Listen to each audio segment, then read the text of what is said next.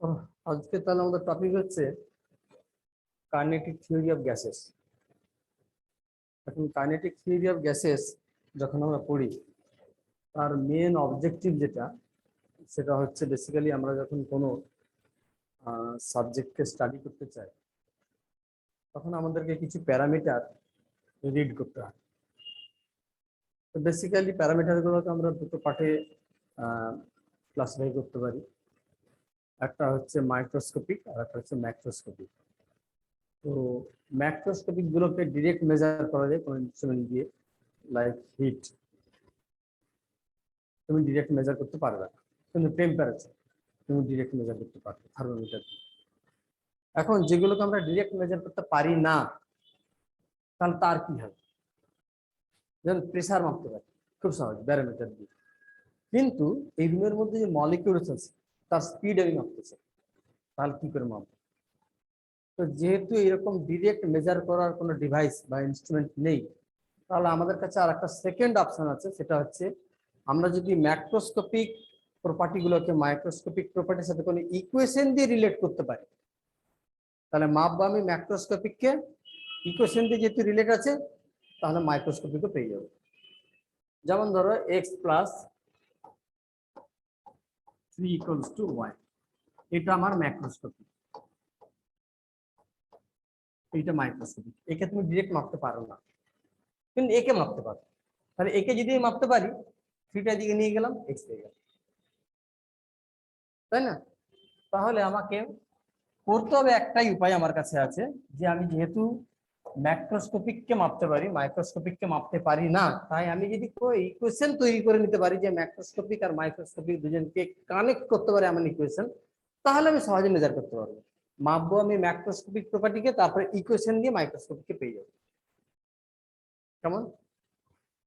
তাই এই চ্যাপ্টার হচ্ছে এই রিলেটেড, যে মাইক্রোস্কোপিক এন্ড ম্যাক্রোস্কোপিক প্রপার্টিগুলোকে কানেক্ট করা থ্রু ইকুয়েশন। ওকে, তো ইন্ট্রোডাকশনে যা আছে সেটা হচ্ছে যে আমার এই চ্যাপ্টারের যে অবজেক্টিভস, এই চ্যাপ্টারে আমি কি পড়বো সেটা হচ্ছে শুধু একটাই আমার অবজেক্টিভ, যে আমি যদি এমন কিছু জিনিসকে স্টাডি করতে চাই যেটা মাইক্রোস্কোপিক ওয়ার্ল্ডে থাকে, যাকে ডিরেক্ট মেজার করা যায় না, তাহলে আমি এমন কিছু ইকুয়েশন তৈরি করব যেখানে মাইক্রোস্কোপিক আর ম্যাক্রোস্কোপিক এই দুই ইকুয়েশনকে কানেক্ট করা থাকবে। তাহলে আমি মাপবো ম্যাক্রোস্কোপিক প্রপার্টিকে, দেন থ্রু ইকুয়েশন আমি মাইক্রোস্কোপিক যে প্রপার্টিগুলো তাকেও পেয়ে যাব। এইটা হচ্ছে আমার মেন অবজেক্টিভস। ওকে, নেক্সট আসো যে আইডিয়াল আর পারফেক্ট গ্যাস। আর যদি ইকুয়েশন যদি আমরা ভাবি যে রিয়েল গ্যাস যদি হতো তাহলে কি হতো? অ্যাকচুয়ালি পারফেক্ট বা আইডিয়াল গ্যাস কাকে বলে?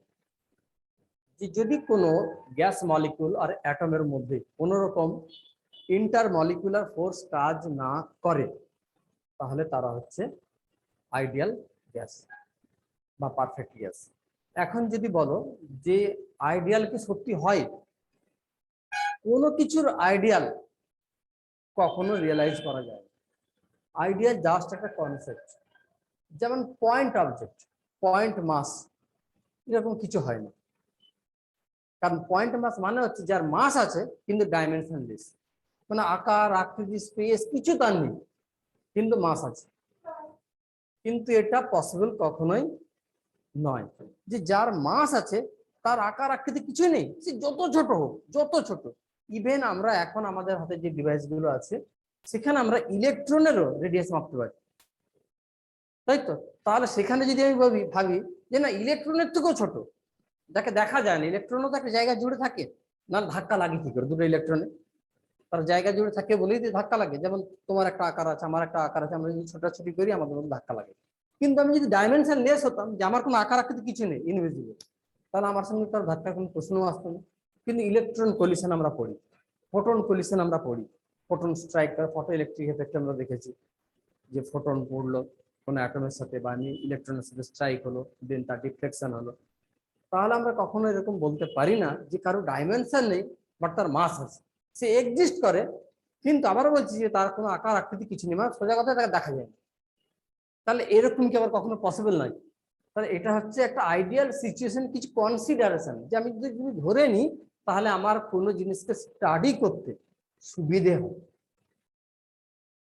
ওকে, সো রিয়েলাইজ করা, বাস্তবে তার এক্সিস্টেন্স থাকা, আর কারো কনসেপ্টকে নিয়ে আসা, এই দুইয়ের মধ্যে ফারাক আছে। যেমন একটা পেন, তার বাস্তব অস্তিত্ব আছে, আবার এই পেনটাকে একটা কনসেপ্ট আকারেও আমি ধরতে পারি, ইন্ট্রোডিউস করাতে পারি, যে সেখানে আমার এই পেন রিলেটেড অনেক কিছুকে আমি এক্সপ্লেন করতে পারবো। কেমন? কিন্তু যদি বলি যে পেন আছে, তার কনসেপ্ট আছে, কিন্তু পেনের আকার আকৃতি বলে কিছু নেই, আমি তোমাকে দেখাতে পারবো না যে এটা পেন, কিন্তু তোমাকে বলবো তুমি ধরে নাও আছে পেন। যেমন বোর থিওরি, সেখানে আমরা বলি কি যে বোরের পস্টুলেটস সব, তার কারণ ডিরেক্ট প্রুভ করা যায় না, কিন্তু যদি ধরে নিই যেগুলো ঠিকঠাক আছে তাহলে অনেক জিনিসকে আমি এক্সপ্লেন করতে পারবো। পস্টুলেট আর লজের মধ্যে এটাই ফারাক, লজে দেখানো যায় ল্যাবে, আর পস্টুলেটে দেখানো যায় না, কিন্তু সেই স্টেটমেন্ট গুলোকে যদি আমি ইউজ করি তাহলে অনেক কিছুকে এক্সপ্লেন করতে পারবো। তো সেই জন্য আমরা তাকে রিজেক্ট করি না। কেমন? যে আমি তোমাকে প্রমাণ করতে পারলাম না, কিন্তু যদি ধরে নিই অমুক লোক আছে পৃথিবীতে, তাহলে আমি আরো অনেক কিছুকে এক্সপ্লেন করতে পারবো। যেমন আমি এখন আমার দাদুকে দেখাতে পারবো না, কারণ সে 87 সালে মারা গেছে, কিন্তু দাদুর এক্সিস্টেন্স আমি যদি না ধরি তাহলে বাবা আসবে না, বাবা না হলে আমি আসবো। তো আমাকে সে দাদুর কনসেপ্ট কিন্তু আনতে হবে, বাট তুমি যদি ওর কথা দাদুকে দেখান আপনার দাদু যে ছিল, আমি পারবো না।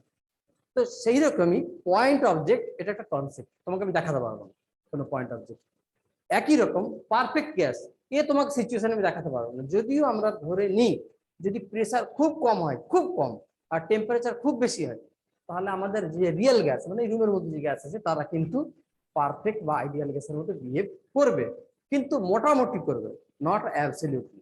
যে কন্ডিশন আমি বলে দিচ্ছি পিভি সমান থেকে ফলো করবে, তাদের মধ্যে কোনো রকম ফোর্স কাজ করবে না, ইন্টারমলিকুলার ফোর্স, তো এইগুলো পুরোপুরি হুবহু ফলো করবে, বাট অনেকটা ফলো করবে। সেই জন্য আমি ধরে নিতে পারি যে অনেক যদি প্রেশার কম হয়, লো প্রেশার এন্ড হাই টেম্পারেচারে আমাদের যে রিয়েল গ্যাসগুলো আছে সেগুলো পারফেক্ট গ্যাসের মতো বিহেভ করবে। সো রিয়েল ওয়ার্ল্ড থেকে পারফেক্ট ওয়ার্ল্ডের ট্রান্সফরমেশনের জন্য যেটা দরকার, যে প্রেশার কমিয়ে দাও তুমি আর টেম্পারেচার বাড়িয়ে দাও, তাহলে কন্টেনারের মধ্যে যে গ্যাস রেখেছে, তাহলে স্যার ধরে নাও তুমি যে মোটামুটি আইডিয়াল গ্যাসের মতো আচরণ করবে। কারণ আইডিয়াল গ্যাস নিয়ে কাজ করা যত সহজ, রিয়েল গ্যাস নিয়ে কাজ করা তত সহজ নেই, কারণ ইকুয়েশন যে ফারাক সেখান থেকে তুমি দেখতে পাচ্ছ, এই দেখো ইকুয়েশন 1, এই দেখো ইকুয়েশন কত বড়, তো দুটো কখনোই সেম নয়। তুমি যখনই এক্সাক্ট ওয়ার্ল্ডে ঢুকবে তখন কিন্তু তোমার কমপ্লেক্সিটি ক্রমশ বাড়তে থাকবে।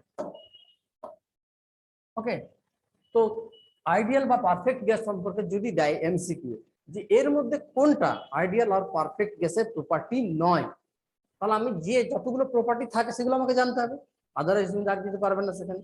তো তোমাকে মনে রাখতে হবে কি, যেখানে পয়েন্টে মাস বলে কিন্তু ধরা আছে, সবগুলো বিন্দু আছে, এত ছোট যে কন্টেনারের তুলনায় তার অলমোস্ট আকার আকৃতি নেই, এত ছোট। সেকেন্ড হচ্ছে মিউচুয়াল অ্যাট্রাকশন কোনো থাকে না, নো মিউচুয়াল অ্যাট্রাকশন, একটা মলিকিউলের সাথে আরেকজনের সবাই ঘুরে বেড়াচ্ছে, এর সাথে এর সাথে এর কোনো রকম কোনো ইন্টারাকশন নেই, ধাক্কাধাক্কি হয়তো হতে পারে, কিন্তু কেউ কেউ টানাটানি ঠেলাঠালি করবে না, সোজা কথা। যতক্ষণ না কন্ট্যাক্টে আছে তাদের মধ্যে কোনো রিলেশন নেই। যেমন যেমন বাবা মায়ের সাথে তোমার কন্ট্যাক্টে না থাকলেও এখনো কিন্তু তোমরা ইন্টার রিলেটেড, কিন্তু তোমার স্কুলের টিচারের সাথে তুমি ইন্টার রিলেটেড না, ক্লাসে নেই কোনো রিলেশন নেই, ক্লাসে গেলে তখন রিলেশন জুড়বে।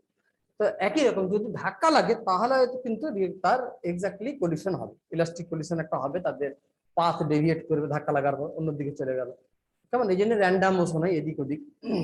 তোমরা যদি সবাই ছোটাছুটি করতে সবার সঙ্গে ধাক্কাধাক্কি হতো, তো তখন পাথ চেঞ্জ হতো, ধাক্কা লাগার পর ডান দিকে চলে গেল, আবার একজন ধাক্কা লাগানো সে বাঁ দিকে চলে গেল, তো এরকম র্যান্ডাম কোনো নির্দিষ্ট নিয়ম মেনে হতো না, এলোমেলো যদি ছোটাছুটি তোমরা করতে থাকতে। তো কেমন?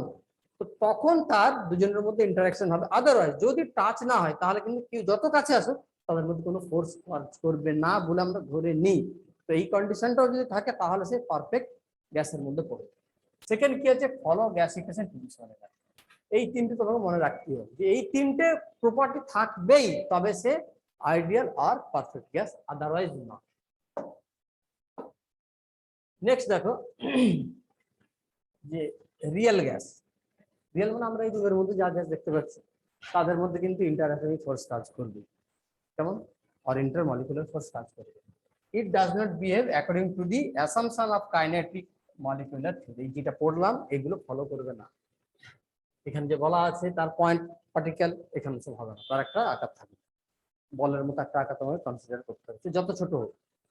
সেকেন্ড হচ্ছে বলছে যে দুটো মলিকুলের মধ্যে ফোর্স কাজ করবে না, এটাও হবে না, এখানে কাজ করবে। কেমন? থার্ড আছে যে পিভি সমান এনআরটি কে ফলো করে, এখানেও করবে না, পিভি সমান এনআরটি এই ইকুয়েশন থাকবে। তো এর অ্যাসাম্পশন গুলো যদি ফলো না করে তারা হচ্ছে সমস্ত রিয়েল গ্যাস, যেটা আমার এই রূপের মধ্যে আছে। এবার ইকুয়েশন অফ রিয়েল গ্যাস বা গ্যাস ফাউন্ড ইন নেচার, প্রকৃতিতে যে গ্যাস পাওয়া যায় তার ইকুয়েশন কি? নিশ্চয়ই পিভি সমান এনআরটি নয়। এখন প্রশ্ন হচ্ছে কেন পিভি সমান এনআরটি নয়? এ কি দোষ করলো? এ দোষ সেইখানেই করলো যে এই যে পি বসে আছে এটা কি পি? কার পি? কার পি বলো দেখি? যে গ্যাস মলিকিউল গুলো ছুটাছুটির জন্য ওয়ালে তো ধাক্কা দিচ্ছে, তার জন্য যে প্রেসারটা আসছে। আমরা যদি সবাই এলোমেলো দৌড়াই চোখ বন্ধ করে অন্ধকারে, তো দেয়ালে ধাক্কা মারবোই আমরা। তো দেয়ালে যদি আমি ফোর্স অ্যাপ্লাই করি তাহলে প্রেসারও আসবে। প্রেসার মানে ফোর্স ডিভাইডেড বাই এরিয়া। তাহলে আমি যদি একটা ফোর্স অ্যাপ্লাই করি তাহলে প্রেসারও আসবে। তো এটা হচ্ছে সেই প্রেসার। এখন প্রশ্ন হচ্ছে তাহলে এইটাকে মডিফাই করা দরকার কেন যদি সেটা রিয়েল গ্যাস হয়? কেমন? যদি ধরে নিই যে আমরা আইডিয়াল, তাহলে আমরা সমস্ত বিন্দু পয়েন্ট, তাহলে এত বড় রুমের মধ্যে যদি এই কটা পয়েন্ট ঘোরাঘুরি করে ধাক্কাধাক্কি কিছু লাগবে। যেমন ঠিক ধর গোটা তমলুক টাউনটা ছেড়ে দেওয়া হলো ফাঁকা, আমরা এই কজন আছি, এবার আমরা দৌড়াচ্ছি এলেমেলে, তো আমাদের ধাক্কা লাগার পসিবিলিটি অনেক কম, এত বড় জায়গা না। কিন্তু যদি এই রুমের মধ্যে আরো 5 জনকে ঢুকিয়ে দেওয়ার পর বলি এবার সবাই ছুটো চোখ বন্ধ করে, তাহলে ঘন ঘন ধাক্কা লাগে, তাই না? এবার কোনো জায়গায় পসিবল নয় যে একটা বেলুনের মধ্যে 4টা মলিকুল আছে, তো বেলুন ফুলবেই না। সেখানে নাম্বার অফ মলিকুলস যেটা সেটা কোটির উপরে, তো হিউজ নাম্বার অফ মলিকুলস সেখানে থাকে বেশি। তো থাকলেই তাদের মধ্যে কিন্তু ধাক্কাধাক্কি হবে। যেমন ধরো তোমাকে একবার বললাম যে তুমি জোরে গিয়ে দেয়ালে ধাক্কা মারো, তো তুমি একদম ওই ওয়াল থেকে ছুটে গিয়ে একটা জোরে ধাক্কা মারো। এইবার ধরো আমরা আছি, সবাই আছি, একজন না, আর আমাদের কাজ হচ্ছে সবাই সবাইকে পিছনে টেনে ধরা, মানে বাঙালিদের মতো যেই উঠতে চাইবে তাকে টেনে ধরা। এখন আন একাডেমি আর ফিজিক্স ওয়ালাও যদি শুরু করতো পশ্চিমবঙ্গে জীবনে উঠতে পারতো, তাকে টেনে না মানার জন্য অনেক লোক ছিল। তো এই জন্য বাঙালির উন্নতি হয়নি। তা ছেড়ে দাও, নিজেরাও আমরা বাঙালি, নিজের গায়ে নোংরা ঢেলে লাভ নেই। যে প্রসঙ্গে আমি ছিলাম যে যদি একটা ছেলেকে বলতাম দেয়ালে এবার ধাক্কা মারার, আমরা প্রত্যেকে তাকে টানতে চাইতাম, কেউ তার ঘাড় ধরে, কেউ তার হাত ধরে, কেউ তার জামা ধরে, তাহলে সে একা যতটা জোরে ধাক্কা মারতে পারতো ওয়ালে, অতটা ধাক্কা সে এখন মারতে পারবে না, চেঞ্জ হবে। তাই আমি যদি এবার সেকেন্ড প্রপার্টি ঢুকিয়ে দিই যে রিয়েল গ্যাসের ক্ষেত্রে ইন্টারমলিকুলার ফোর্স কাজ করে, মানে আমরা সবাই সবাইকে টেনে ধরবো, তাহলে কিন্তু তুমি একা, তোমাকে যদি ফ্রি ছেড়ে দিতাম যে তোমার সঙ্গে আমার কোনো রিলেশন নেই ধাক্কা মারা, যত জোরে ধাক্কা তুমি দিতে পারতে, এবারে যদি আমরা সবাই বলি না আমরা একটা ইউনিট আর সবাই সবাইকে টানবো, তাহলে তুমি কিন্তু অত জোরে ধাক্কাটা দিতে পারতে না। তো তাহলে তোমার প্রেশার কিন্তু অ্যাকচুয়ালি যে প্রেশার সেটা কম হবে। তো এই ফিতে তাহলে কিন্তু আমার চেঞ্জ নামতে হবে, মানে ও একা, ওকে যদি না টানতাম তাহলে যে প্রেশার দিত এখন সেই প্রেশার হবে না। তাহলে একটা কারেকশন টার্ম এইটি এসেছে। এন্ড সেকেন্ড, ভিতে কারেকশন কি করবো? হ্যাঁ, ভিতেও কারেকশন করতে হবে। কেন ভিতে কারেকশন করবে? না তুমি ধরে নিয়েছিলে যদি গ্যাস আইডিয়াল হয় তাহলে তার ডাইমেনশন এত ছোট যে তাকে ধরার দরকার নেই তোমার পয়েন্ট। কিন্তু যদি তুমি রিয়েল ওয়ার্ল্ডে আসো তাহলে কিন্তু পয়েন্ট না, তাহলে সে কিন্তু বলের মতো একজন আচরণ করছে, ছোট হোক কিন্তু তার ডাইমেনশন আছে। তাহলে যদি ডাইমেনশন আছে তাহলে প্রথম যে ছেলেটা ঢুকলো এই রুমে তার জন্য গোটা রুমটা ফ্রি। সেকেন্ড যে ছেলেটা ঢুকলো, এইবার কিন্তু প্রথম ছেলের জন্য গোটা রুম ফ্রি নয়। কেন বলতো? ওই যে দ্বিতীয় ছেলে ঢুকলো সে একটা জায়গায় অ্যাকর্ড করে রেখেছে। ধরো আমার এখানে বেঞ্চ টেঞ্চ কিচ্ছু নেই, ফাঁকা, একটা ছেলে ঢুকে তাহলে গোটা রুমটা খেলার জন্য পাচ্ছে না, কিন্তু সেকেন্ড আরেকটা ছেলেকে ঢুকালাম, এবার কিন্তু তার জন্য একটু জায়গা কমলো, কারণ সেই ছেলেটা খেলতে গেলে ধাক্কা মারতেই পারে। তাহলে ওই ছেলেটা, সেকেন্ড ছেলেটা যে আকার আকৃতি ধরে রেখেছে অতটা জায়গা বাদ, তার জন্য আবার একজনকে ঢুকালাম, জায়গা আরো কমলো, এবার সে আগের মতো ছুটতে পারবে না, ক্রমশ তাকে জায়গা অ্যাকওয়ার্ড হচ্ছে, এবার তাকে দেখে দেখে ঘুরতে হবে। তাহলে যত পরপর মলিকুল ঢুকাচ্ছি প্রথম জনের পক্ষে কিন্তু স্পেস কমে আসছে ক্রমশ। তাহলে আগে যে ভলিউম তুমি ধরে নিয়েছি গোটা রুমটা তোমার, এখন আর গোটা রুমটা তোমার না, এখন যত ছেলে ঢুকেছি তাদের থেকে ভলিউম বাদ দিতে হবে, সেই ভলিউম গুলো, এই জন্য একটা পার্ট বাদ গেছে। বুঝে গেল না? ওকে, এই যে বাদ গেল যে টার্মটা, এতে নাম্বার অফ মলিকুলস n ধরে করেছি বলে, আদারওয়াইজ যে বি টার্মটা এর ভ্যালুটা তোমাকে মনে রাখতে হবে। যে এ আর বি কার উপর ডিপেন্ড করে এক, আর 2 নম্বর হচ্ছে বি কার সঙ্গে ইকুয়াল। 1 নম্বর দেখো যে এটা ডিপেন্ডস অন ইন্টারমলিকুলার ফোর্স। যেখান থেকে কোশ্চিন হবে বা কোশ্চিন হয়েছে আগে পুরোপুরি সবকে তোলা আছে আমাদের এই কন্টেন্টে, এর কোনো বাইরে কোশ্চিন হবে না। সেকেন্ড বি আছে, এটা আমরা ঢুকিয়েছি ভি মাইনাস এন বি, যেটা ভলিউমের জন্য চেঞ্জ করলাম আমি, যে আরো ছেলে ঢুকে যাওয়ার জন্য প্রথম ছেলেটা অত বড় প্রেসার পাবে না। এই বিটা ডিপেন্ড করে কার size of the gas molecule. এবার সব গ্যাস মলিকিউলের নিশ্চয়ই সাইজ একই না, হাইড্রোজেন অনেক ছোট, তার তুলনায় নাইট্রোজেন অনেক বড়, নাহলে তার যে মলিকুলার মাসে 28 হয় কি করে, হাইড্রোজেন 2 সে 28, তাহলে বড় না, তাতে অনেক বেশি প্রোটন আছে, অনেক বেশি ইলেকট্রনস আছে, অনেক বেশি অরবিট আছে, তো সুতরাং সে ভারী হবে। ডিপেন্ড করবে যে এই রুমের মধ্যে অক্সিজেন আছে না হাইড্রোজেন আছে না নাইট্রোজেন আছে না কার্বন ডাই অক্সাইড আছে, তার উপর এই বি ডিপেন্ড করে, কোন গ্যাস তার উপর ডিপেন্ড করে। এন্ড কত বড় সাইজ সেটাকে অ্যাকোয়ার করে বা বি এর এক্সাক্ট ভ্যালু কত, সেটা হচ্ছে 4n5। এটা কি প্রত্যেকটা মলিকিউলের ভলিউম মাল্টিপ্লাইড বাই এর, মানে যতজন ছেলেকে তুমি ঢুকিয়েছো ইনটু 4। এই ফাইটা হচ্ছে একটা ছেলের ভলিউম, সিঙ্গেল, ধরো 10টা ছেলে ঢুকেছে, এই একটা ছেলের ভলিউম ঢুকলো এটা, তাকে যতগুলো ছেলে ঢুকেছে, যেমন 10টা ছেলে 10 দিয়ে গুণ করলে তাকে আবার একটা 4 দিতে হবে। তার কারণ হচ্ছে কেন, তুমি হয়তো ভাববে যে স্যার 10টা ছেলে যদি ঢুকে 10টা ছেলের জায়গা নাই আমি পেলাম, কিন্তু আপনি 40 বলছেন কেন 4 দিয়ে গুণ করে?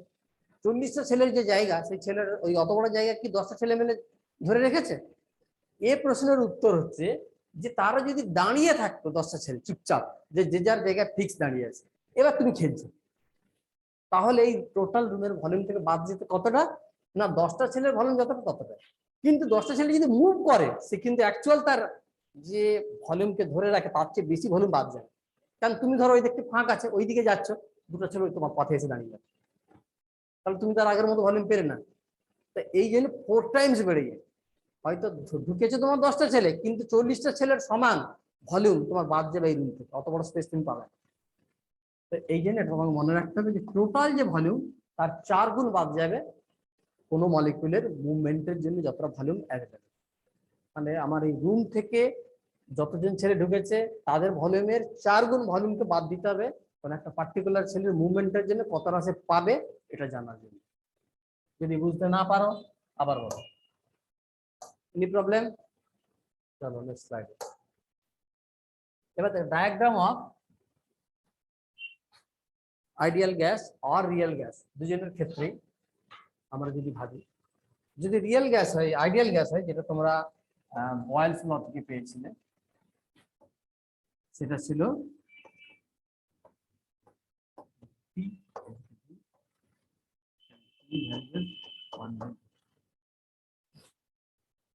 এই পার্টটা এতেও আছে, কোথায় আছে,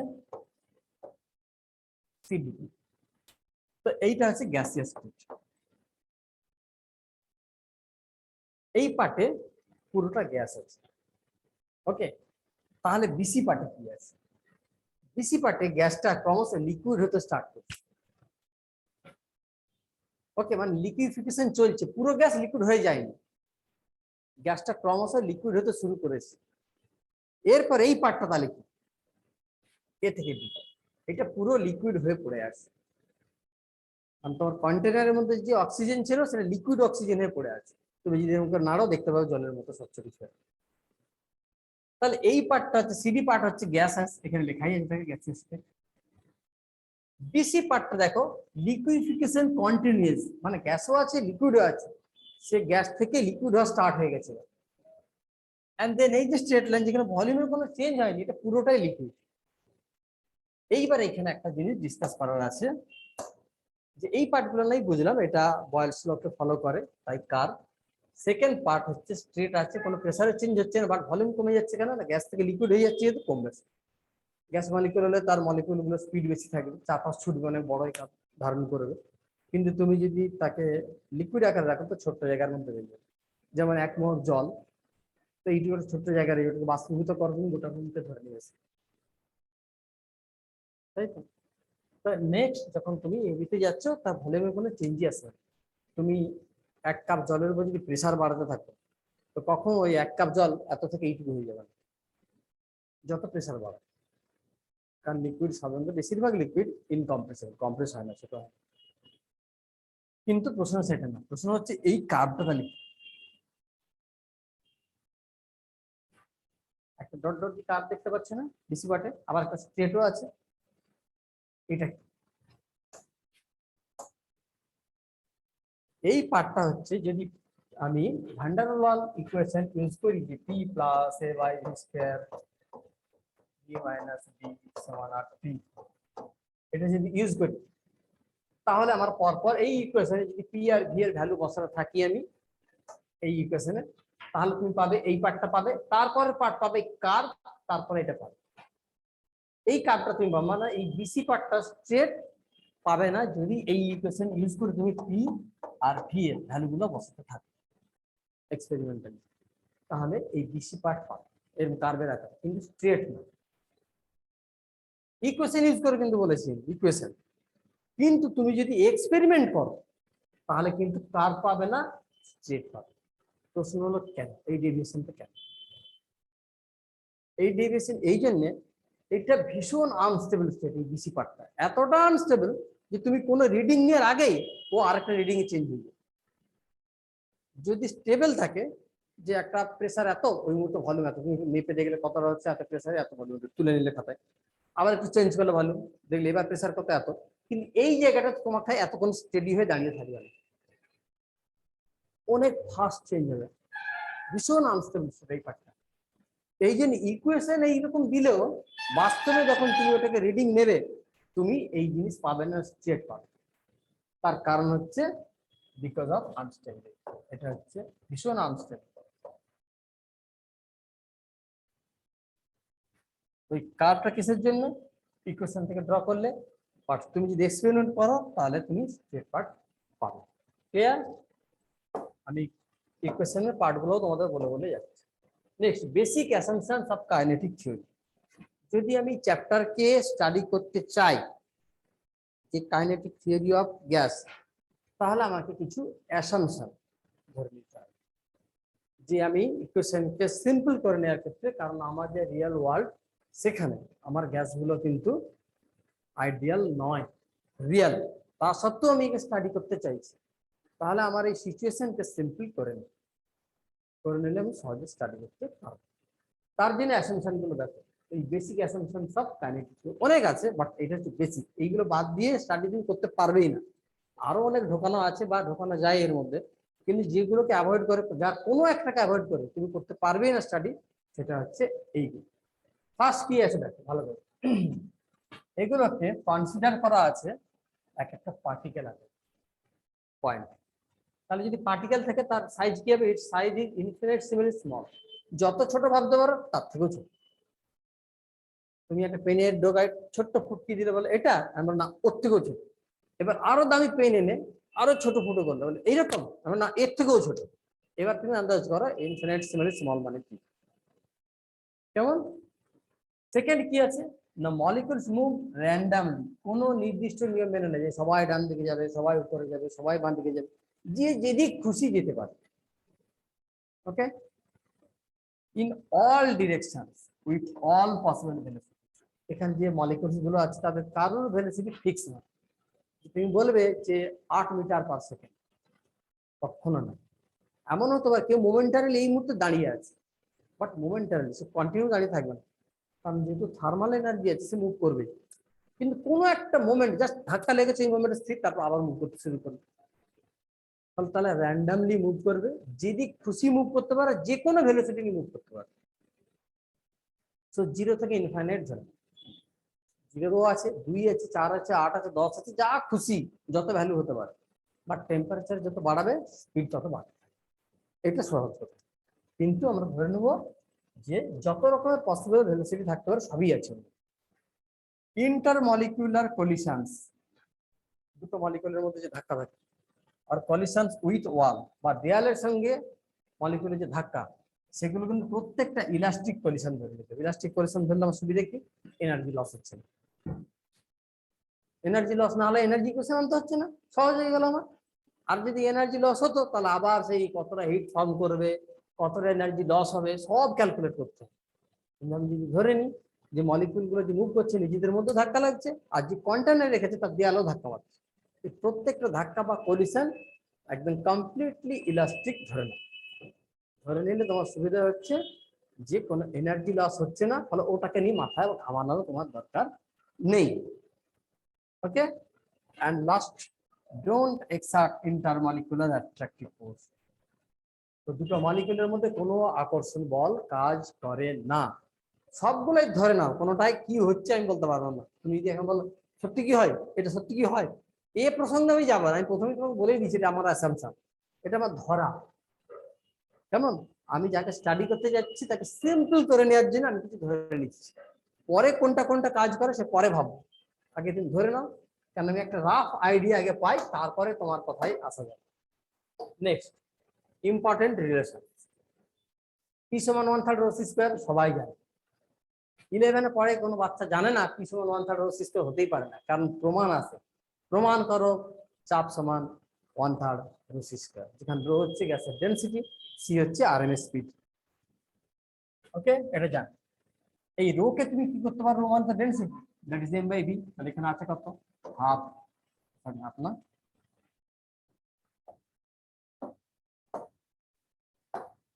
এখানে আছে 1/3, দেন আছে rho means M by V square. Okay, এখানে আমি একটা হাফ নিলাম, হাফ, আর এই হাফ নেওয়ার জন্য এখানে 2 নিয়ে নিলাম। তাহলে আমার কি দাঁড়ালো, হাফ এম সি স্কয়ার। এটা মানে কি, kinetic energy half M V square যেমন হয়, থাকলো কত 2, একটা নিচে 3, 2/3 এনার্জি, নিচে ছিল ভলিউম 3 থেকে right. Okay, next average translational kinetic energy. Okay, এইটার এইটাকে একটু ভালো করে লক্ষ্য করো। এই টি দেওয়া আছে না সাফিক্সে, যেটা হচ্ছে আর এবি দেওয়া আছে মানে এভারেজ। সো যদি ট্রান্সলেশনাল কাইনেটিক এনার্জি মানে এইটা এইটা এইরকম নেই, এর মধ্যে এটা ধরা নেই, রোটেশন ধরা নেই, বা যদি ভাইব্রেট করে তাকেও ধরা নেই, শুধু ট্রান্সলেশন এলোমেলো এদিক ওদিক যে মুভ করছে এইটা। এর ভ্যালুটা হচ্ছে 3-এর দিকে প্রত্যেকটা মলিকিউলে। আর 1 মোল হলে এখানে এন ঢুকবে, তখন হয়ে যাবে 3-এর 2 8। যদি 1 মোল নাও, আর যদি একটা মলিকিউল নাও 3-এর 2 কেটে। এই 2 এর ফারাক যেন ভুলে না। সিঙ্গেল মলিকিউলের ক্ষেত্রে 3-এর 2 কেটি, আর 1 মোল গ্যাসের জন্য 3-এর 2 8, এন মোল গ্যাসের জন্য 3-এর 2 এন 8। ওকে, এবারে দেখো যেটাকে আমি তোমার কাছে স্পেশালি এই জায়গাটাতে কনফিউশন তোমাদের, এবং এই জায়গাটাতে আমি সময় দিতে চাইবো, সেটা হচ্ছে এভারেজ ট্রান্সলেশনাল কাইনেটিক এনার্জি আর এভারেজ কাইনেটিক এনার্জি, এই দুইয়ের মধ্যে ডিফারেন্স কি। এখন তুমি যদি ভালো করে লক্ষ্য না করো যে কি বের করতে দিয়েছে, এভারেজ কাইনেটিক এনার্জি আর এভারেজ ট্রান্সলেশনাল কাইনেটিক এনার্জি। যদি ট্রান্সলেশন দেয় তাহলে এটাই শুধু, যদি এভারেজ দেয় তার মধ্যে রোটেশনও আছে, তার মধ্যে ট্রান্সলেশনালও আছে, আর টেম্পারেচার বেশি হলে ভাইব্রেশনও আছে। তো বেশি টেম্পারেচার ভাইব্রেশনটাকে বাদ দাও, আপাতত ধরে নাও যে রোটেশন তো থাকবেই, ডায়াটমিক বা পলিঅ্যাটমিক যদি হয় ঘুরতে থাকবেই সে, আর তার সাথে ট্রান্সলেশনও থাকবে। এখন তুমি যদি ভালো করে লক্ষ্য না করো যে এভারেজ কাইনেটিক এনার্জি দিয়েছে না ট্রান্সলেশনাল শব্দ ঢোকানো আছে সেখানে, যদি ট্রান্সলেশন দেয় সবার জন্য এটা, সকলের জন্য, কিন্তু যদি ট্রান্সলেশন না থাকে শুধু এভারেজ কাইনেটিক এনার্জি, তার মানে রোটেশনও আছে, তখন তুমি ইউজ করবে এইটা। এখন এর মধ্যে ফারাক, যেমন ধরো তোমাকে দিলাম হাইড্রোজেন, কেমন, কোন একটা কন্টেনারের মধ্যে হাইড্রোজেনের টেম্পারেচার হচ্ছে T, এখানে n মোল আছে। ওকে, তো n মোল হাইড্রোজেনের কাইনেটিক এনার্জি কত বলো, যদি দেয় যে এভারেজ কাইনেটিক এনার্জি কত বলো, দেন ইউজ করো এটা। দুটোই বের করি, তোমাকে ফার্স্ট দিয়েছে যে ওর এভারেজ ট্রান্সলেশনাল কাইনেটিক এনার্জি কত বলো, 3-এর 2 n R according to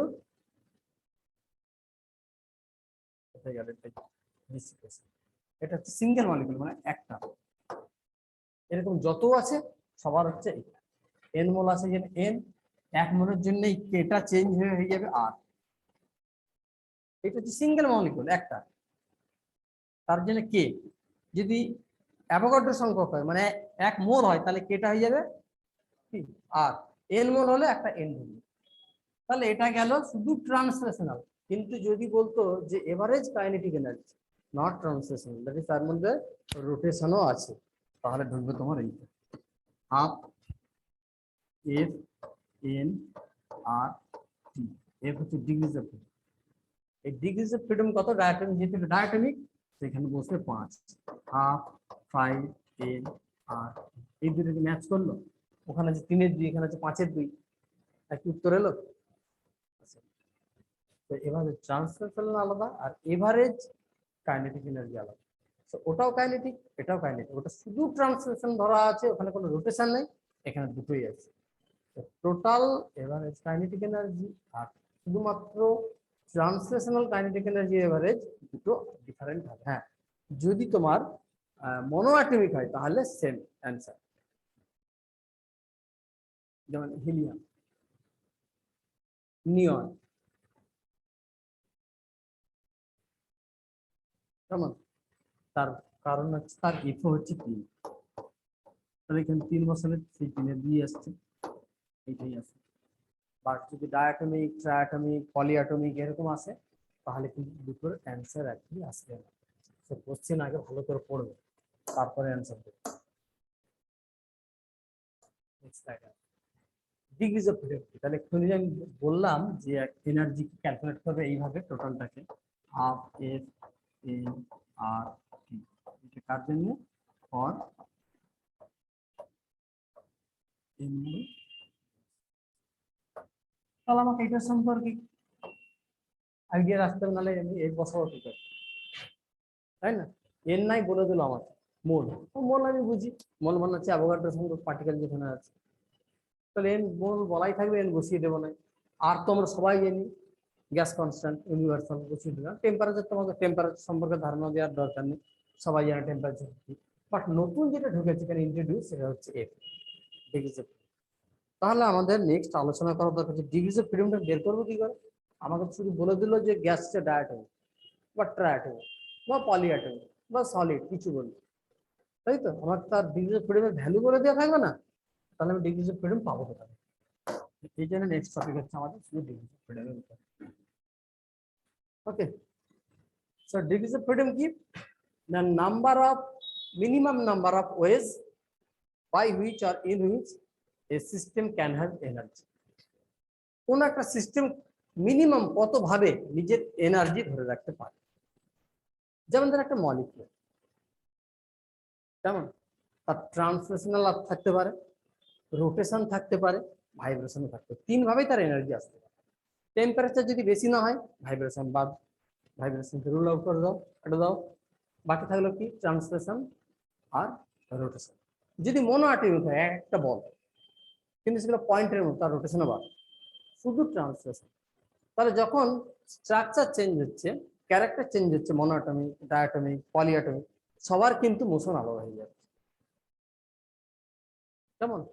minimum কত ভাবে আমার মধ্যে এনার্জি আসতে পারে, সেটা ডিপেন্ড করবে আমার ফিচার্সের উপর। যে একটা মোবাইল কি তুমি ইউজ করবে কত ভাবে, কত ভাবে, মানে সে রিমোটেরও ভাবে ইউজ হতে পারে, রিমোট ব্যবহার করা যায় মোবাইল দিয়ে। মোবাইল দিয়ে আরো অনেক সার্কিটকে কন্ট্রোল করা যায়, মোবাইলকে টিভিতে কনভার্ট করা যায়। আমরা যখন সিনেমা দেখি, মোবাইলে কলিং এর জন্য ব্যবহার করা যায়, মোবাইলে মেসেজিং এর জন্য ব্যবহার করা যায়। ডিপেন্ড করছে তার ফিচারের উপর। তুমি যদি বলো কিপ্যাড মোবাইল নেবো, তাই তো? এবার সেটা দিয়ে তুমি যদি বলো যে আমি ব্রাউজারের কাজ করবো, তো তুমি সেম ফিচার তুমি পাবে না। অ্যান্ড্রয়েড ভার্সনে যেটা পাও, সেই ফিচার তো তুমি পাবে না কখনো। বা আমি এখন যেটা কাজ করছি উইন্ডো ভার্সন, এখন এর অ্যান্ড্রয়েড ভার্সনে আছে, তো আমি উইন্ডোতে কেন এলাম এক্সট্রা টাকা খরচ করে? আমাকে 50,000 টাকা এক্সট্রা খরচ করতে হলো কেন উইন্ডোতে আসার জন্য? কারণ উইন্ডোতে আমি বেশি ফিচার পাবো। উইন্ডো মানে হচ্ছে আমার ল্যাপটপ বা ডেস্কটপ যেটা, আর তোমার অ্যান্ড্রয়েড মানে হচ্ছে মোবাইল। তো মোবাইলে একটা লিমিটেশন আছে, সবকিছু এত ভালো কাজ করে না, এত কিছু তোমার সফটওয়্যার কাজ করে না। এখানে যেটা কাজ করে অ্যাপ, অ্যান্ড্রয়েডে মানে ফোনে, তো আমি যদি এখানে অ্যান্ড্রয়েড ভার্সনে কাজ করি তাহলে সেই অ্যাপগুলো দিয়ে কাজ করতে পারি, কিন্তু অ্যাপে যত ফিচার থাকে তার থেকে অনেক বেশি ফিচার থাকে সফটওয়্যারে। কেমন? তো আমি যখন সফটওয়্যার ইউজ করবো তখন আমার ক্ষেত্রে অনেক বেশি ফিচার অ্যাভেলেবেল হয়ে যায়। তো ডিপেন্ড করছে যে এর মধ্যে কত ফিচার আছে, তখন আমাকে জানতে হবে এটা অ্যান্ড্রয়েড না এটা উইন্ডোজ। তো যদি তুমি বলো যে এটা অ্যান্ড্রয়েড তাহলে আমার ফিচার কম, তুমি যদি বলো না এটা উইন্ডোজ তাহলে আমার ফিচার পাবে। তো ডিপেন্ড করছে এটা কি। তো একই রকম সিস্টেমের উপর ডিপেন্ড করছে কতভাবে তার এনার্জি থাকতে পারে। আমি যদি রোটেট করতে পারি আমার রোটেশনাল এনার্জি আসবে, আমি যদি ট্রান্সলেশনাল মুভ করতে পারি আমার ট্রান্সলেশনাল কাইনেটিক এনার্জি আসবে, আমি যদি ভাইব্রেট করতে পারি আমার আবার আসবে। কিন্তু যদি থাকে যে আমার ভাইব্রেশন করার কোনো জায়গায় নেই, আমি একটা সিঙ্গেল মলিকুল, কাব্য কার রেসপেক্ট হবে না। এখন ধরো কিভাবে মনে রাখবে, ধরো এটা একটা লাইন, একটা লোক এই লাইন বরাবর হেঁটে যাচ্ছে বা দৌড়ে যাচ্ছে, এর ভেলোসিটি হচ্ছে যেটি এক্স অক্ষ বরাবর যাচ্ছে এক্স, এর মাস হচ্ছে এম। তাহলে এর এনার্জি যদি আমাকে লিখতে বলে কেউ, আমি লিখবো হাফ এম। কিন্তু যদি এরকম একটা রেখা বরাবর না গিয়ে না মাঠ থাকতো টু ডাইমেনশন, যেখানে একটা লোক মুভ করছে যেদিক খুশি, তাহলে এক্স কোঅর্ডিনেটেও একটা ভিএক্স থাকবে, ওয়াই কোঅর্ডিনেটেও একটা ভিওয়াই থাকবে। তখন এর এনার্জি যদি আমাকে কেউ লিখতে বলে আমি লিখবো half M V X square half M Y square. তো দুটো কি একই রকম লিখলাম, এটা আর এটা। তাহলে ডিপেন্ড করছে কি যে কেমন মুভ করছে সে, রেখা বরাবর লাইন বরাবর না প্লেনে। প্লেনে মুভ করলে তার দুটো কম্পোনেন্ট থাকছে ভেলোসিটি, তাহলে আমাকে দুটো কম্পোনেন্ট লিখতে হবে kinetic energy, half M V X square half M V Y square. আর দরকার নেই, কারণ two dimension half M V Z square কোথা থেকে পাবো, তখনই পাবো যদি গ্যাস বেলুন হতো মুভ করছে বা একটা ক্রিকেট বল উপর দিকে ছোড়া হয়েছে, তার এক্স ওয়াই জেড সবই চেঞ্জ হচ্ছে, আদারওয়াইজ নট। কেমন? তাহলে মিনিমাম যতগুলো উপায়ে বা প্রসেসে বা মেথডে তুমি কারোর এনার্জিকে বা মোশনকে রিপ্রেজেন্ট করতে পারো, সেটা হচ্ছে তার ডেরিভেটিভ। লাইন বরাবর যাচ্ছে একটা, টু ডাইমেনশনে আছে দুটো, থ্রি ডাইমেনশনে আছে তিনটে, আবার যদি রোটেশন আসে তাহলে আবার যোগ হবে। কেমন? তাহলে আমরা মনে রাখবো কিভাবে, এইভাবে মনে রাখবে যে প্রত্যেকটা মলিকুলের জন্য তিনটে করে, কারণ সে তিনটে ডাইমেনশনে মুভ করতে পারে। গ্যাস মলিকুল কি থোড়াই তোমার রেখা বরাবর যাবে, তো আগে তো বললাম র্যান্ডাম মোশন, তার এলো মেলো এদিক সেদিক ঘুরছে, তাহলে তার এক্স ওয়াই জেড তিনটে কোঅর্ডিনেট চেঞ্জ হচ্ছে।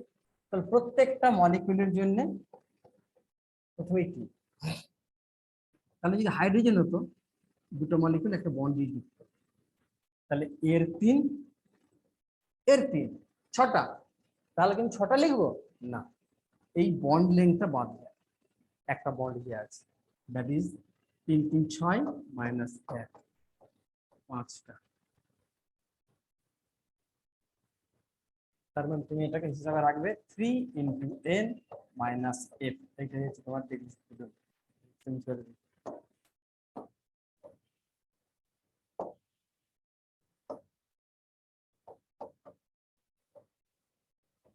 x হচ্ছে তাদের মধ্যে যে কনস্ট্যান্ট আছে,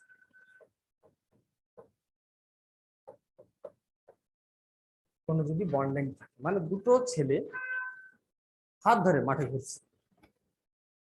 কেমন? এইবারে যদি একটা ছেলেকে খুঁজে পাই আমি, সেকেন্ড ছেলেটাকে খুঁজে পাওয়া খুব ইজি, কারণ তার হাতই ধরা আছে। বুঝতে পারছো না? যে প্রথম ছেলেটাকে খুঁজতে আমাকে যত মেহনত করতে হবে, কষ্ট করতে হবে, দ্বিতীয়টাকে খুঁজতে অত কষ্ট করতে হবে না, অতগুলো কোঅর্ডিনেট লাগবে না, অত দিকে ছুটতে হবে না, কারণ একটা কনস্ট্যান্ট দিয়ে তাকে রিলেট করা আছে, বাঁধা আছে। একজনকে খুঁজে যদি প্রথমবার পাই, দ্বিতীয় খুঁজে পাওয়া আরো সহজ। এই জন্য দুজনকে আলাদা আলাদা করে একে তিন ওকে তিন দিতে হবে না, একে তিন দাও ওকে তিন দাও, কিন্তু ওই তিন থেকে একটা বাদ চলে যাবে, মানে একটু কষ্ট তোমার কমে যাবে। তো এই জন্য তুমি এইভাবে মনে রাখবে এই রিলেশন, যে যতগুলো মলিকিউল আছে সিস্টেমে তাকে 3 দিয়ে গুণ করবে মাইনাস যতগুলো কনস্ট্যান্ট আছে। সাপোজ দেখো আরেকটা एग्जांपल যদি নিই, ধর এইরকম তিনটা মলিকিউল এরকম আছে, তাহলে 3 3 3 9 9 থেকে তো কনস্ট্যান্ট আছে একটা দুটো তিনটা, বাদ 6। তাহলে এখানেও 3n-x কটা মলিকুল আছে 1 2 3 3 গুণিত 3 মাইনাস কটা কনস্ট্যান্ট 1 2 3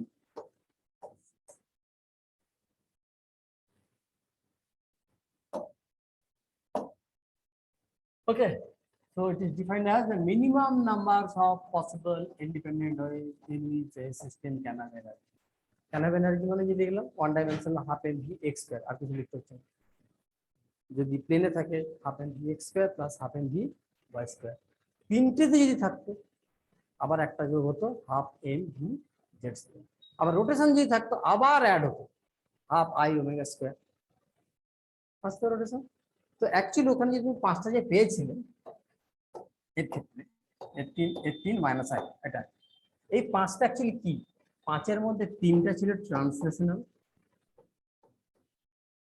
আর দুটো ছিল রোটেশন এটা হচ্ছে ফ্যাক্ট তো সহজ করার জন্য বলে দিয়েছিলাম যে এরকম একটা বাদ দিয়ে দেবো সংখ্যাটা শুধু মনে রাখার জন্য কিন্তু অ্যাকচুয়াল ফ্যাক্ট হচ্ছে এরকম একটা ডায়াটমিক মলিকিউলের তিনটা ট্রান্সলেশন থাকবে ধরো এটা পেন এখানে একটা বল আছে এখানে একটা বল আছে এইরকম করে ঘোরা মানে দুজনেরই তিনটা তিনটা করে থাকবে কিন্তু একসাথে যদি জোড়া আছে এর আলাদা তিন ওর আলাদা তিন এরকম হবে দুজনে একটা ইউনিট হাইড্রোজেন মলিকিউল যখন বলছো তার মধ্যে জুড়ে আছে একটা এইচ আর একটা এইচ এইচ এটা মিলে একটা ইউনিট এই ইন্ডিপেন্ডেন্ট না আমার হাতের সাথে আমার বডি ইন্ডিপেন্ডেন্ট না আমি আছি মানে আমার হাতও আছে সোজা কথা তাহলে আমার বডির কথা বলছো মানে ওর মধ্যে হাতটা ধরা আছে ওকে আবার হাতকে আলাদা করে স্টাডি করার কোনো এখানে জায়গা নেই তো এটা একটা গোটা ইউনিট তাহলে এইচ আর এইচ মানে গোটা বল সিস্টেমটা দুটো এইভাবে মুভ করছে এর জন্য তিনটা আর রোটেশনও তার আছে এই একটা রোটেশন আসতে পারে আর এই একটা রোটেশন আসতে পারে দু রকম শুধু এইটা বাদ দেবে এই রোটেশনটা বাদ দেবে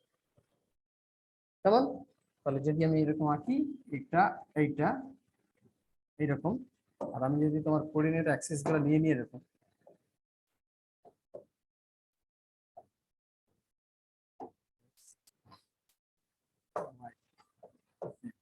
এই বরাবর যেটা সেটা আসবে না কারণ মলিকুলের ভেতর দিয়ে গেছে কেমন এর জন্য তুমি কোনো রোটেশনাল এফেক্ট পাবে এইটার জন্য পাবে এই যে লাইনটা গেছে নাকি এখান থেকে দুজন দূরে আছে এই অ্যাক্সিস থেকে এতটা দূরে একজন এতটা দূরে একজন ফলে এইরকম একটা রোটেশন পাবে আর একটা রোটেশন আসতে পারে এই অ্যাক্সিসের রেসপেক্টে এইরকম এইটা বাদ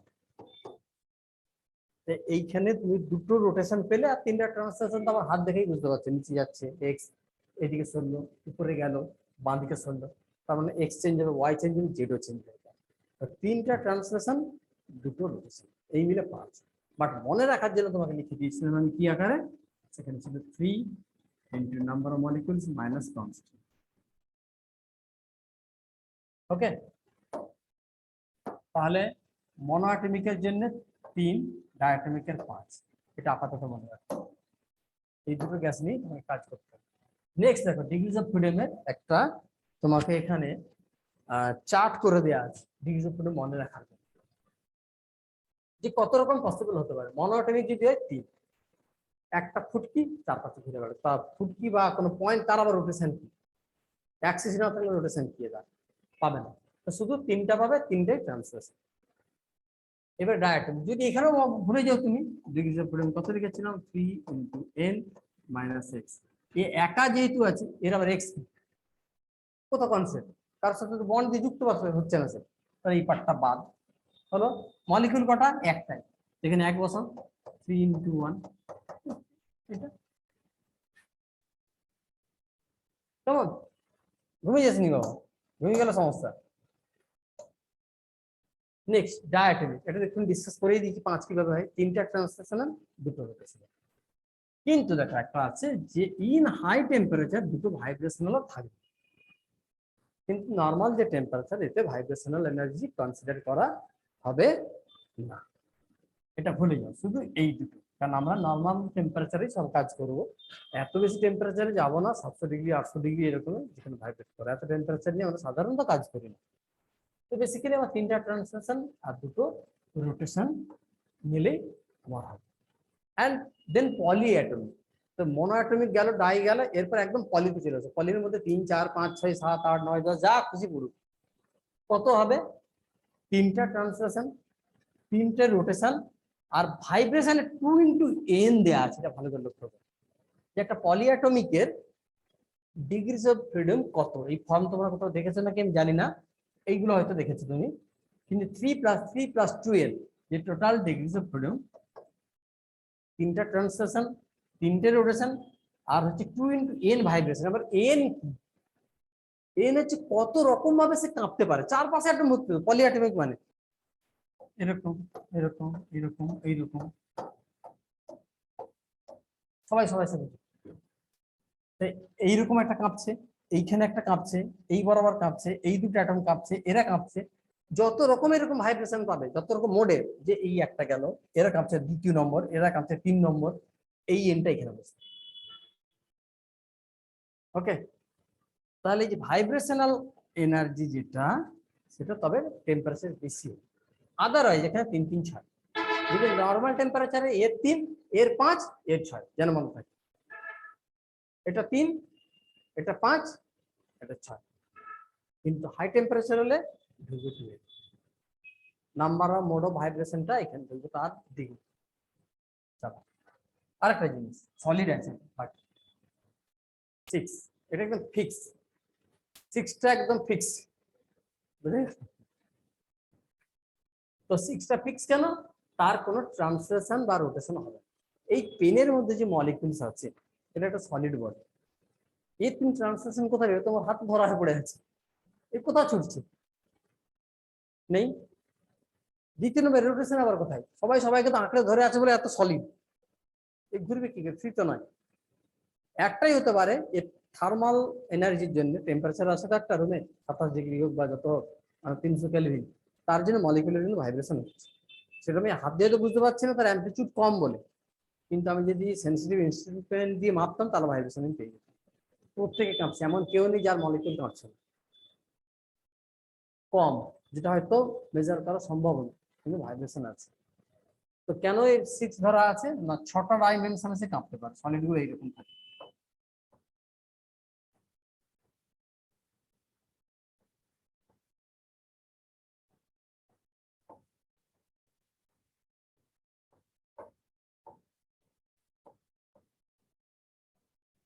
এই মলিকুল গুলো, এই একটা সিঙ্গেল মলিকুলই তুমি যদি ধরো, এই বরাবর যেতে পারে এই মলিকুলটা এই দিকে, আবার এই দিকে, তাহলে একটা অ্যাক্সিস বরাবরই দুটো ভাইব্রেশন চলে এলো, এর জন্য ইন্টারাকশনের জন্য ওদিকে চলে যেতে পারে, আবার এদিকে চলে আসতে পারে, আবার এই দিকে আবার মলিকুল আছে তার সঙ্গে হতে পারে, তাহলে সিঙ্গেল মলিকুলটা ওদিকে যেতে পারে, এদিকে যেতে পারে, দুভাবে ভাইব্রেশন, এই দুটো অ্যাটমের মধ্যে ভাইব্রেশন হতে পারে, এদের মধ্যে ভাইব্রেশন হতে পারে, আবার এই দিক বরাবর এর সাথে হতে পারে, এর সাথেও হতে পারে, আবার এই দিক বরাবর এর সাথে হতে পারে, ওর সাথে হতে পারে। তাহলে 3টে ডিরেকশনে দুটো করে ভাইব্রেশন আছে সলিডে, সো টোটাল 6। কিন্তু সলিডে তুমি এরকম ট্রান্সলেশন পাবে না, পেন কোথায় মুভ করছে নিজে নিজে, যদি তুমি হাত দিয়ে ঘুরে আলাদা কথা, আদারওয়াইজ এর মলিকুল কোথাও মুভ করছে, শুধু ভাইব্রেশনটা পাবে। ক্লিয়ার, একদম ফিক্স এটা 6, যদি সলিডের দেয় 6।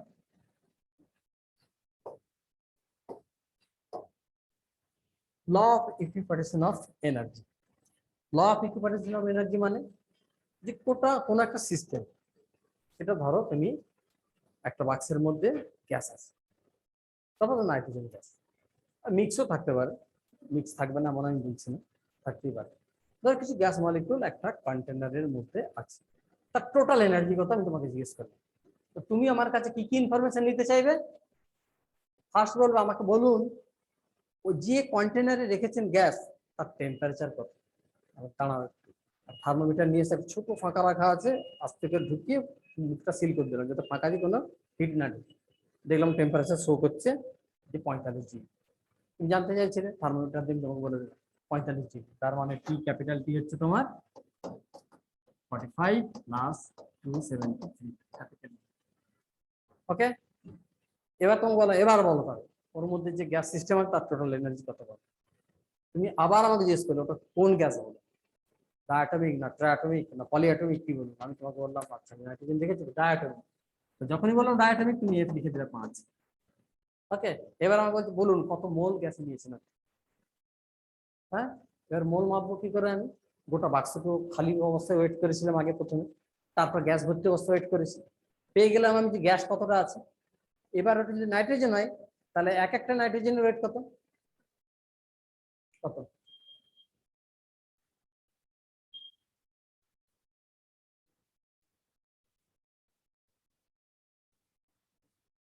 28। একটার ওজন 28 গ্রাম।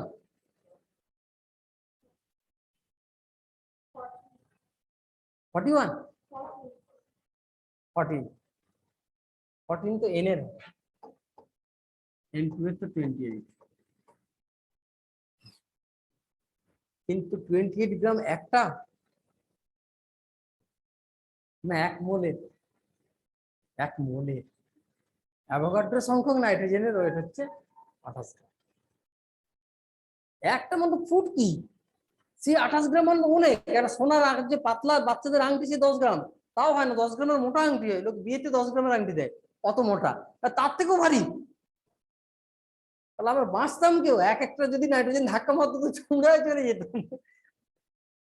তাই না? 1000টা মারা মানে তাহলে কত? 28 গুণিত 1000 করে দাও, তাহলে কত নিউটন পাচ্ছে তুমি ক্যালকুলেট করে নিবে।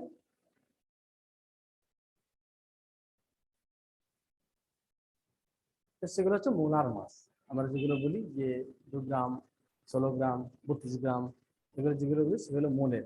1 মোল মানে অনেক হিউজ নাম্বার অফ মলিকুলস আছে, অ্যাভোগাড্রো সংখ্যক, সেটা সংখ্যাটা অনেক বড় না, 6.022 10⁻23 অনেক বড় সংখ্যক। তখন একটা ওয়েটে দাঁড়াতে পারে 28 গ্রাম, কারণ হিউজ। 10⁻23 মানে ভাবো না, 10 এর পিছনে 23 খানা শূন্য, তো তার একটা ওয়েট থাকে। কিন্তু সিঙ্গেল মলিকুল কখনো ওয়েট থাকে আছে তার, না তুমি 28 আসছে কি করবে, কিন্তু সেটা তুমি এক্সপিরিয়েন্স করতে পারবে না ধাক্কা লাগা। তাহলে আমি তোমাকে যে কত কেজি টোটাল হচ্ছে গ্যাসের এবং তার একটা মলিকুলের মাস কত সেটাতে ভাগ করে দিলাম, পেয়ে গেলাম কত মোল দিয়েছি তোমাকে আমি। তোমাকে মোলটাও আমি বলে দিলাম যে ওখানে 70 মোল আছে। তুমি এইবার বলতে পারো, এবার আপনাকে আমি বলতে পারবো ওর এনার্জি কত। কত না, প্রত্যেকটা ডিগ্রিজ অফ ফ্রিডমের জন্য according to law of equipartition of energy, প্রত্যেকটা ডিগ্রিজ অফ ফ্রিডমের জন্য ½ কেটি করে এনার্জি থাকে,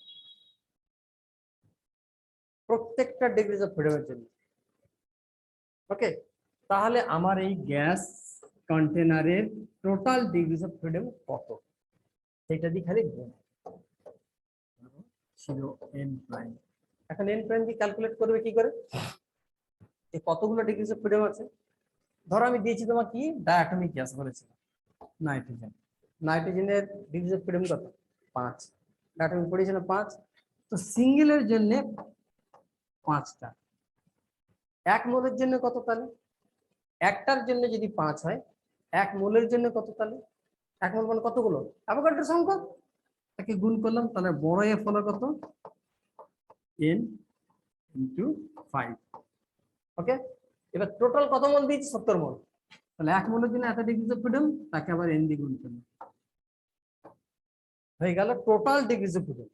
মানে গোটা গ্যাসের সিস্টেমের টোটাল ডিগ্রিজ অফ ফ্রিডম হচ্ছে এইটা।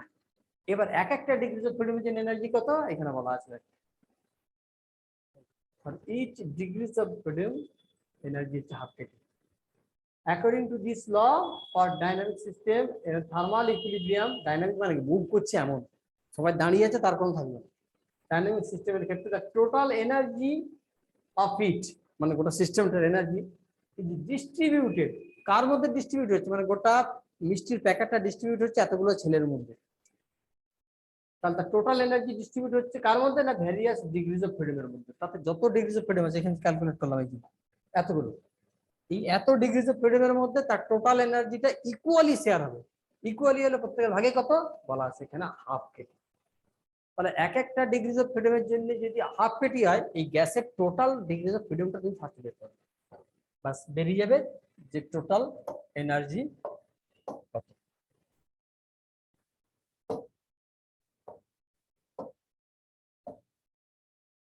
ওকে, তাহলে কিভাবে এনার্জি হিসাব করলাম টোটালটা আবার মনে করো। লাগবে আমার টোটাল ডিগ্রিজ অফ ফ্রিডম, আর এক একটা ডিগ্রিজ অফ ফ্রিডমের জন্য এনার্জি ½ কেটি। ওকে, এবার একটা ডেফিনিট এক্সাম্পল, যে আমাকে দেয়া হয়েছে নাইট্রোজেন। সো আমার এক একটা ডিগ্রিজ অফ ফ্রিডম 5, আমাকে দেয়া হয়েছে 3 মোল।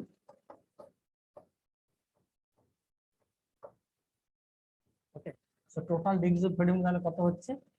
টোটাল ডিগ্রিজ অফ ফ্রিডম হচ্ছে একটা সিঙ্গেল অ্যাটমের জন্য 5টা, অ্যাভোগাড্রো সংখ্যকের জন্য 5 ইনটু nটা, মানে 1 মোলের জন্য হয়ে গেল টোটাল 3 মোল। তাহলে টোটাল 3, এই এত ডিগ্রিজ অফ ফ্রিডম আছে। এইটা এখানে নিয়ে বসালাম 5 into n into 3 into half. এই 5টা কোথা থেকে বসেছে? ডিগ্রিজ অফ ফ্রিডম থেকে। তার মানে আমি যদি জেনারেল ইকুয়েশন তৈরি করি, এটা হচ্ছে f, এটা হচ্ছে n, এটা হচ্ছে মোল সংখ্যা ইনটু হাফ।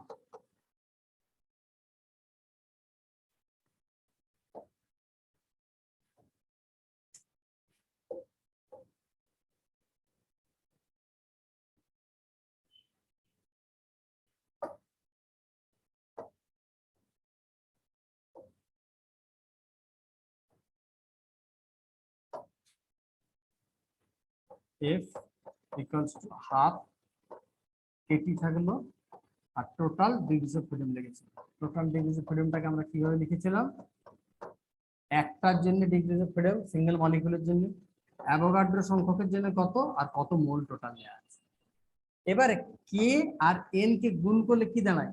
আর হাফ এফটাকে রাখলাম, এইটাকে কে আর এন মিল হলো আর ইন্টু টি, সামনে এন। তো টোটাল তাহলে এনার্জি তোমার, এইখানে তুমি এবার থেকে বসাবে টোটাল এনার্জি কত কোন সিস্টেমের, হাফ এফ আর। বলা হয়েছে তোমাকে হাইড্রোজেন দেওয়া হয়েছে এন সমান 3 মোল দেওয়া হয়েছে, আর তুমি জানো 8.2, আর টি দেওয়া আছে তোমাকে 27 ডিগ্রি সেলসিয়াস, আর 27 প্লাস 273, দ্যাট ইজ 300 কেলভিন। এবার বসাও টোটাল এনার্জি কত, 27 ডিগ্রি সেলসিয়াসে কত, হাফ, এন কত দেওয়া আছে 3 মোল, দেন এফ কত, হাইড্রোজেন দেওয়া আছে মানে কত 5, আর বসাও 8.3, and then টেম্পারেচার বসাও 300। বাট এটাকে সবসময় কেলভিনে বসাবে, এটা মাথায় রাখবে, আর কিছু মাথায় রাখা দরকার নেই। হয়ে গেল হাইড্রোজেন গ্যাসের 3 মোলের 27 ডিগ্রি সেলসিয়াসে টোটাল এনার্জি কত। ক্লিয়ার? শুধু একটা এক্সপ্রেশন মনে রাখতে হবে, আর কিচ্ছু মনে রাখতে হবে। Half small N number of mole degrees of freedom আর টি। তাহলে তোমাকে নিউমেরিক্যাল বলা থাকবে টি কত, আর তুমি জানো, আর এইটাকে বলা থাকবে না যে এফ কত, তোমাকে বলা থাকবে গ্যাসের ক্যারেক্টার, মনোঅ্যাটমিক না ডায়াটমিক। করে দিল তোমাকে হিলিয়াম, তাহলে মনোঅ্যাটমিক 3 বসাবে। তোমাকে বলে দিল নাইট্রোজেন, তাহলে ডায়াটমিক 5 বসাবে। চলো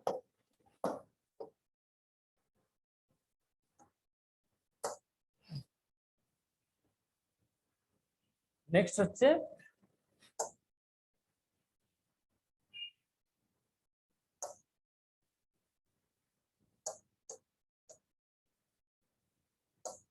ডিগ্রি অফ ফ্রিডম হয়ে গেছে।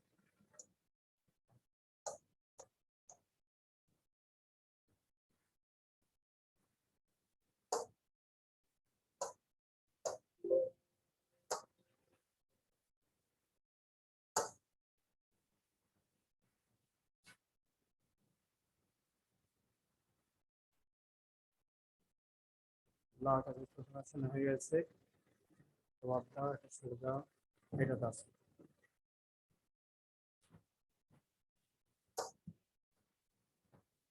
এইখানটা একটা নোট আছে, এটা খুব ইম্পর্টেন্ট নোট, যে যদি সেটা রিয়েল গ্যাস হয়, in case of real gas at t equals to 0, মানে কেলভিন টেম্পারেচার 0, মানে absolute 0 temperature -273 degree Celsius, molecular motion does not cease, t সমান 0, but rotational and vibrational energy may have at this temperature। এখানে একটা কথা ভুল আছে, molecular motion এখানে লেখা আছে যে অল মলিকুলার, কোথায় গেল?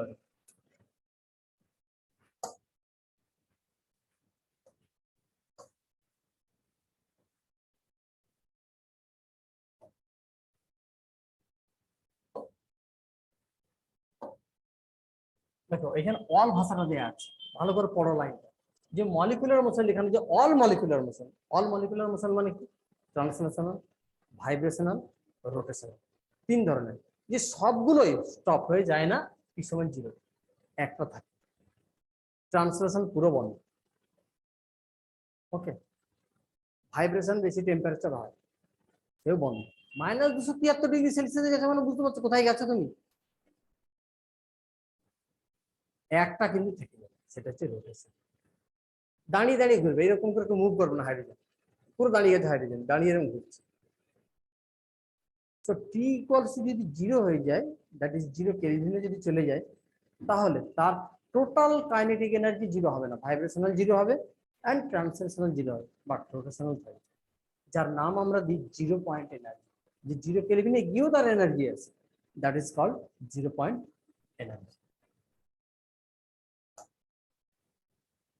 এইবার দেখো একটা নিউমেরিক্যাল, যে ই এভারেজ বের করো আর ই এভারেজ ট্রান্সলেশনাল বের করো।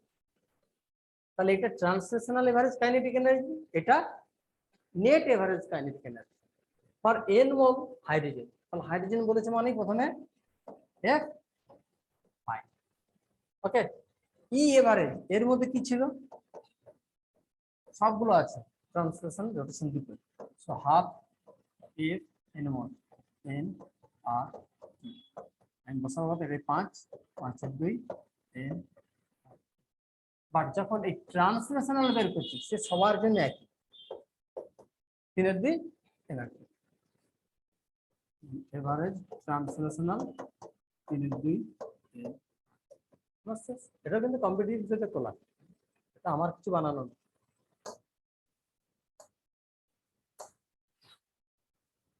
এবার Maxwell's law of distribution of molecular speed, এটা কি বলছে?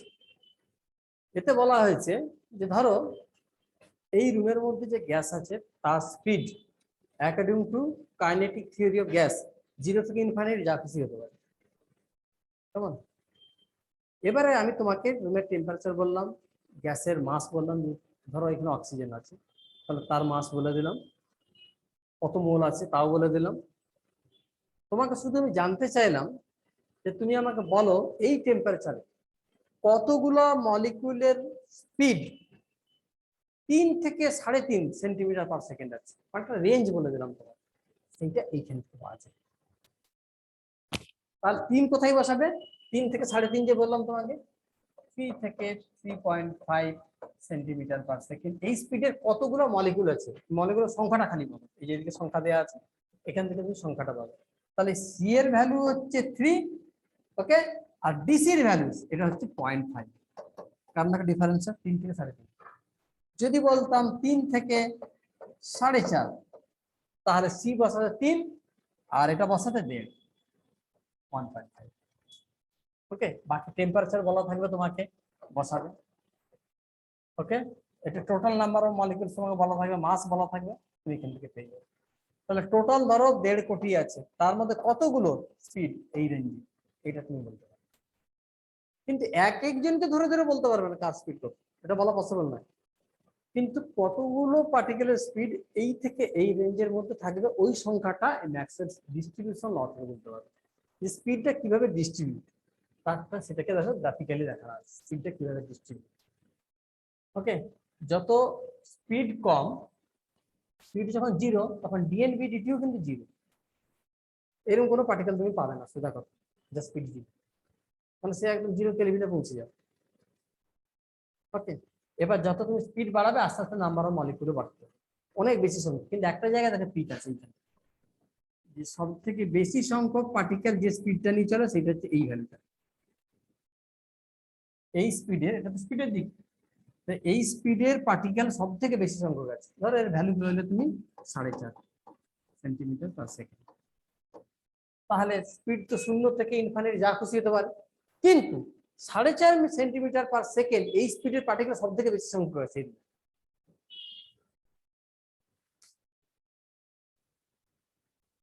কেমন? ধর একটা এক্সাম্পল আরেকটু ক্লিয়ার হবে। তো 3 রকম স্পিড না, যে কিছু পার্টিকেল আছে 2 সেন্টিমিটার পার সেকেন্ড, কিছু পার্টিকেল আছে 5 সেন্টিমিটার পার সেকেন্ড, কিছু পার্টিকেল আছে 8 সেন্টিমিটার পার সেকেন্ড। এবার 2 সেন্টিমিটার পার সেকেন্ডে কতগুলো পার্টিকেল চলছে? ধরো 10খানা পার্টিকেলের speed 2 centimetre per second. 5 centimetre per second কতগুলো? ধরো 16খানা পার্টিকেল এই স্পিড নিয়ে চলছে। আর 8 সেন্টিমিটার কত, দুখানা পার্টিকেলের স্পিড 8 সেন্টিমিটার পার সেকেন্ড। তো স্পিড সবচেয়ে বড় কোনটা, এইটা, কেমন? কিন্তু সব থেকে বেশি সংখ্যক পার্টিকেল কোন স্পিড নিয়ে চলছে, এইটা। তাহলে এইটা হচ্ছে মোস্ট প্রবাবল ভেলোসিটি।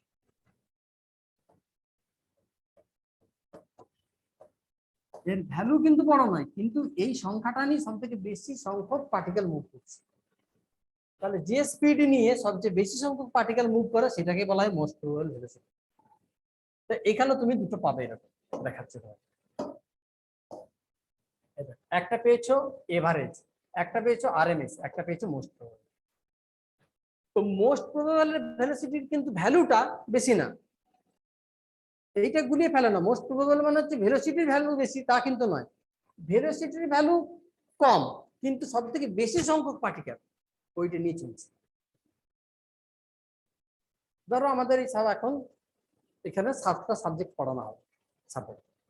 এবারে বললাম আমি যে কোন সাবজেক্টের বই সব থেকে বেশি সংখ্যক ছেলে মেয়ের মধ্যে আছে। ধরো সাপোজ কেমিস্ট্রি বই সবার মধ্যে আছে, কিন্তু বাকি কোনো একটা সাবজেক্ট কারো না কারোর কাছে মিসিং আছে। হয়তো ও ফিজিক্স আনেনি, বাকিগুলো এনেছে। কেমিস্ট্রিও আছে, তার সাথে ফিজিক্স বাদে বাকিগুলো আছে। ওর কাছে আবার কেমিস্ট্রির সাথে ফিজিক্সও আছে, কিন্তু সেখানে তো বায়োলজি নেই। তাহলে যদি বলি যে কোন পার্টিকুলার সাবজেক্ট সব থেকে বেশি সংখ্যক বাচ্চার মধ্যে আছে, সেটা হচ্ছে কেমিস্ট্রি।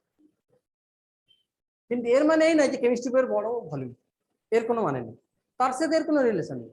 তো মোস্ট প্রবাবল ভেলোসিটি মানে হচ্ছে সব থেকে বেশি সংখ্যক পার্টিকেল কোন স্পিড নিয়ে চলছে, বাট সেই স্পিডটা হয়তো বড় নয়, কিন্তু ওই স্পিডটা নিয়ে সবচেয়ে বেশি সংখ্যক পার্টিকেল চলছে।